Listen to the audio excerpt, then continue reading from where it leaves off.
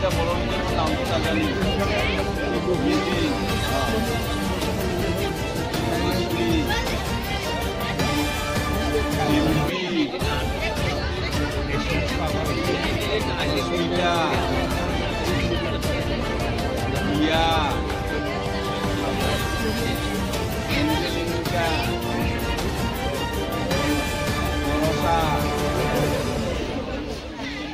Nondini,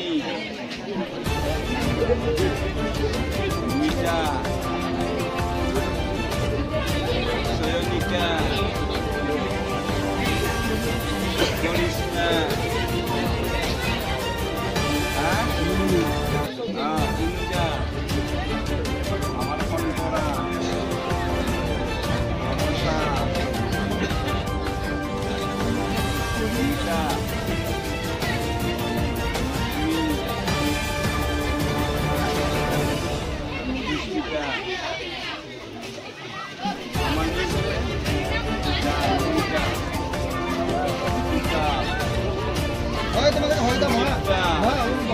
Kamrup আদৰ্শ M E স্কুলৰ আমাৰ সহকাৰী শিক্ষক শ্ৰদ্ধাৰ শংকৰ চৌধুৰীদেৱক জ্যেষ্ঠ শিক্ষক শংকৰ চৌধুৰীদেৱক আজি আমি তেওঁৰ অৱসৰী জীৱন তেওঁ শিক্ষাক জীৱনৰ পৰা আমি বিদায় দিলোঁ।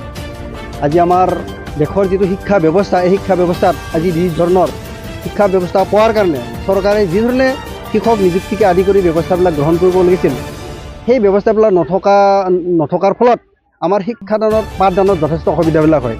তাৰ মাজতে আমাৰ যিখিনি শিক্ষক আছিল সেইখিনিও যেতিয়া অৱসৰ লোৱাৰ পিছত আমাৰ যথেষ্ট পৰিমাণে অসুবিধাবিলাক হ'ব। আৰু আমাৰ শ্ৰদ্ধাৰ শংকৰ চৌধুৰীদেৱক আজি ৩৭টা বছৰে মই সহকৰ্মী হিচাপে পাইছিলোঁ। এই ৩৭টা বছৰে তেওঁৰ যিটো কৰ্মনিষ্ঠা সময়ানুবৰ্তিতা এইটো খুবেই তেওঁৰ মানে নিয়মীয়া আছিল। এতিয়া তেখেতক আমি আমাৰ মাজৰ পৰা বিদায় দি আমি যথেষ্ট মৰ্মাহত হৈছোঁ আৰু তেওঁৰ যিটো অভাৱ এই অভাৱটো নিশ্চিতভাৱে আমি ইমান সহজতে পূৰণ কৰিব নোৱাৰিম। গতিকে আমি ভাবোঁ চৰকাৰে এই ধৰণৰ যিবিলাক ব্যৱস্থা এই ব্যৱস্থাবিলাক চোৱা চিতা কৰাৰ মাজেৰে যাতে স্কুলবিলাকত যাতে শিক্ষক নিযুক্তি যদি ব্যৱস্থা কৰে এই ব্যৱস্থাটো মই আপোনালোকৰ চেনেলৰ যোগেৰে মই একবাৰ চৰকাৰলৈ অনুৰোধ জনাইছোঁ। ধন্যবাদ। কামৰূপ আদৰ্শ মধ্য ইংৰাজী বিদ্যালয়ৰ মই এজন সহকাৰী শিক্ষক আছিলোঁ। 1988 চনত উত্তৰ কামৰূপ আদৰ্শ মধ্য ইংৰাজী বিদ্যালয়ত মই সহকাৰী শিক্ষক হিচাপে যোগদান কৰিছিলোঁ। সুদীৰ্ঘ ৩৭ বছৰ 4 মাহ 27 দিন ইয়াতে কৰ্মজীৱন অতিবাহিত কৰাৰ পিছত এই অঞ্চলৰ ৰাইজ ছাত্ৰ ছাত্ৰী উত্তৰ কামৰূপ আদৰ্শ মধ্য ইংৰাজী বিদ্যালয় আৰু হাইস্কুলৰ শিক্ষক কৰ্মচাৰীবৃন্দ আৰু এই অঞ্চলৰ ৰাইজে আজি মোৰ আনুষ্ঠানিকতাৰে বিদায় সম্ভাষণ জনায়।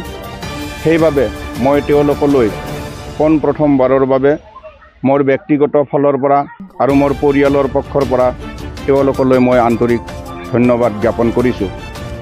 আপোনালোকে জানে 1983 চনত সমগ্ৰ অসমতে বিতাৰণ আন্দোলনৰ ফলত সমগ্ৰ অসমত যি শৈক্ষিক পৰিৱেশ এই শৈক্ষিক পৰিৱেশ বিনষ্ট হৈ গৈছিল আৰু এই শৈক্ষিক পৰিৱেশ পুনৰ ঘূৰাই অনাৰ কাৰণে এই বৃহত্তৰ অঞ্চল বৰফুলচুকি, ৰামছা, বৰকুচুলা, ঔগুৰি আদিকে কৰি এই অঞ্চলৰ শিক্ষাপ্ৰেমী ৰাইজে এই অনগ্ৰসৰ অঞ্চলত এখন মধ্য ইংৰাজী বিদ্যালয় স্থাপন কৰাৰ কাৰণে তেওঁলোকে আয়োজন কৰিলে আৰু অশেষ তেওঁলোকৰ ত্যাগ আৰু পৰিশ্ৰমৰ ফলস্বৰূপে 1983 চনত এই বিদ্যালয়খনে আনুষ্ঠানিকতা ৰূপ পায় আৰু এই অনগ্ৰসৰ শৈক্ষিক ক্ষেত্ৰতে হওক অৰ্থনৈতিক ক্ষেত্ৰতে হওক কৃষিৰ ক্ষেত্ৰতে হওক এই অঞ্চল অতি পিছপৰা আছিল আৰু এই অঞ্চলৰ মানে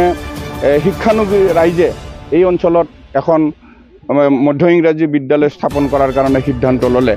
এই ক্ষেত্ৰত আজি মই বহুত অনুভৱ কৰিছোঁ, অনুভৱ কৰিছোঁ, স্মৰণ কৰিছোঁ। আমাৰ পোনপ্ৰথমে মোৰ মানে ভগ্নী সদৃশ ইয়াতে প্ৰতিষ্ঠাপক হিন্দী শিক্ষয়িত্ৰী পৰমেশ্বৰী স্বৰ্গীয়াৰী তেওঁ অতি কম বয়সতে আকস্মিক তেওঁৰ বিয়োগ হয়। তাৰ লগে লগে আমাৰ প্ৰতিষ্ঠাতা প্ৰধান শিক্ষক শ্ৰদ্ধাৰ ভৱেন্দ্ৰ দাসদেৱ দুৰাৰোগত আক্ৰান্ত হয়। তেওঁ কৰ্মজীৱন আধাতে সামৰি আমাৰ মাজৰ পৰা আঁতৰি গৈছে। তাৰ লগে লগে বৰফুলচুকী গাঁৱৰ মোৰ ভাতৃসদৃশ প্ৰতিম ভূপেন্দ্ৰ ডেকাদেৱ দুৰাৰোগত আক্ৰান্ত হৈ তেখেতক কি কৰিলে আমাৰ মাজৰ পৰা আঁতৰি গ'ল।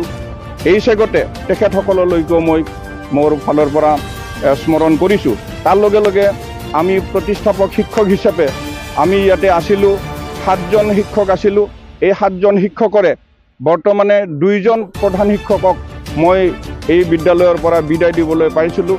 তাৰ ভিতৰতে শ্ৰদ্ধাৰ নৰেন বৰুৱাদেৱ তেওঁ অৱসৰ ল'লে। তাৰপিছতে আপোনাৰ নিৰ্মল ডেকাদেৱো অৱসৰ গ্ৰহণ কৰিলে। গতিকে দেখিছোঁ আমি এই সময়ছোৱাত অৱসৰণ কৰা আৰু আমাৰ মাজৰ পৰা আঁতৰি যোৱা 5জন শিক্ষক গৈছে। কিন্তু তাৰ ফলত এই যিটো শিক্ষা ব্যৱস্থা, এই শিক্ষা ব্যৱস্থাই যি তেওঁলোকে মৃত বা খালী হৈ থকা পদসমূহত ইয়াতে নিযুক্তি দিয়াৰ প্ৰয়োজনটো আছিল, কিন্তু এতিয়ালৈকে নিযুক্তি দিয়া নাই। নিযুক্তি নিদিয়াৰ ফলত আমাৰ এই বিদ্যালয়ৰ যিখিনি ছাত্ৰ ছাত্ৰী, এই ছাত্ৰ ছাত্ৰীখিনি শিক্ষা গ্ৰহণৰ ক্ষেত্ৰত যথেষ্ট অসুবিধাৰ সন্মুখীন হৈছে। লগতে আমি সদ্য আমাৰ আপোনাৰ অৱসৰপ্ৰাপ্ত আমাৰ কৰ্মচাৰী, 4ৰ্থ বৰ্গৰ কৰ্মচাৰী বলেন্দ্ৰ বৰদেৱো আজি 2 মাহ পূৰ্বে 3 মাহ পূৰ্বে কি কৰিলে, অৱসৰ গ্ৰহণ কৰিলে। কিন্তু তেওঁৰো খালী হৈ আছে পদটো, তাতো তেওঁলোকে শিক্ষা বিভাগে নিযুক্তি দিয়াৰ কাৰণে কোনো ধৰণৰ ব্যৱস্থা গ্ৰহণ কৰা নাই। গতিকে এই জটিল পৰিস্থিতিত আজি যদি চৰকাৰী শিক্ষা অনুষ্ঠান যদি আমি বৰ্তাই ৰাখিব লাগে, তেতিয়াহ'লে নিশ্চয় শিক্ষক নিযুক্তিৰ প্ৰয়োজন আছে। গতিকে মই আৰু বেছি কথা ক'ব বিচৰা নাই।